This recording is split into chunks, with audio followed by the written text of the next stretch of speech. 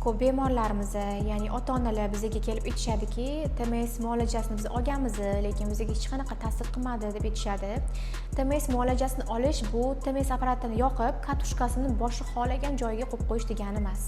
Avvalo, bemorni to'g'ri baholash kerak. Unga TMSga показания, противопоказаниялар bor yo'qligini. Undan keyin esa TMSni qo'yiladigan zonasini aniqlashtiramiz. Chastotasini, intensivligini, kurs davomiyligini to'g'ri tanlay bilish kerak.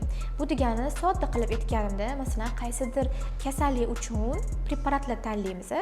Preparat tanlangandan keyin uni dozasini tanlaymiz. Mana xuddi shunaqa TMS ham bemorga qo'yilayotganda, bemor tashxisiga qarab turib, TMSni qaysi zonaga qo'yishini tanlaymiz. Undan keyin xuddi dorini dozasini tanlagandek unga protokol tuziladi. Har bir bemor uchun individual protokol tuziladi. Hattoki bitta tashxisli ikkita bemor kelsa ham, ularga ham individual tarzda ikki xil protokol tuzishga to'g'ri keladi. TMS apparati to'g'ri nuqtaga qo'yilmasa yoki kerakli to'g'ri protokol tanlanmasa, erishmoqchi bo'lgan natijamiz kuzatilmasligi mumkin yoki aks ta'sir bo'lishi mumkin. Nevropatolog TMSga jo'natayotganda mana shu tochkalari va nuqtalarni ham bilib jo'natish kerak. Uning uchun nevropatolog TMS haqida bilimga ega bo'lish kerak. Ko'pchilik nevropatologlar hali TMS haqida bilimga ega emas. Shifokorlarni ham Instagramda kuzatib kelaman. Hammasi demayman, lekin ba'zi shifokorlarda ham shunaqangi tushuncha borki, TMSdan hech qanaqa natija yo'q deb video qilib chiqishyapti. Chunki ular o'zini amaliyotida hali TMS ishlatib ko'rishmagan. Shuning uchun ular hali natijani ko'rishmagan. Biz 5 yildan oshdi, adashmasam, TMS bilan shug'ullanib kelamiz. Shu reabilitatsion markazimizda TMS qo'yamiz kerakli bemorlarga.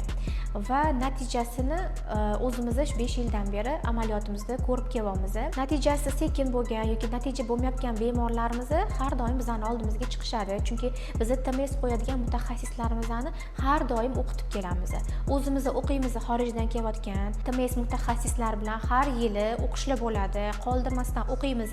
O'zimizga yangi protokollarni joriy qilamiz. Xorijiy TMS mutaxassis shifokorlari bilan muloqotda bo'lib, ularda qaysi patsientga, qanaqa tashxisli patsientga qaysi protokol yaxshi ishlayotganini amaliyotligisida ko'rib, bizga o'shalarni ma'lumot berib ketishadi va bu ma'lumotlardan foydalanib biz uni amaliyotimizga joriy qilamiz va TMS mutaxassislarimizga har doim shuni o'qitib kelamiz. TMS mutaxassislarimiz bemorlar bilan to'g'ridan to'g'ri muloqotda bo'lishadi. Ular bizdan ko'ra ko'proq har bir muolajani olgandan keyin sizda qanaqa natijalar bo'lyapti, o'zgarish bo'lyaptimi, yo'qmi har doim so'rashadi. Agar o'zgarish bo'lmasa, ular bizga kirgizishadi va biz mana shu protokollarni bemor yana boshqatdan ko'rib, tashxisini o'rganib chiqib, protokollarni o'zgartiramiz. Natija bo'lgan protokollarnigina qo'llay boshlaymiz. Biz har doim jamoamiz bilan birgalikda tashxis hamda TMSdagi natijalarni birgalikda baholab boramiz.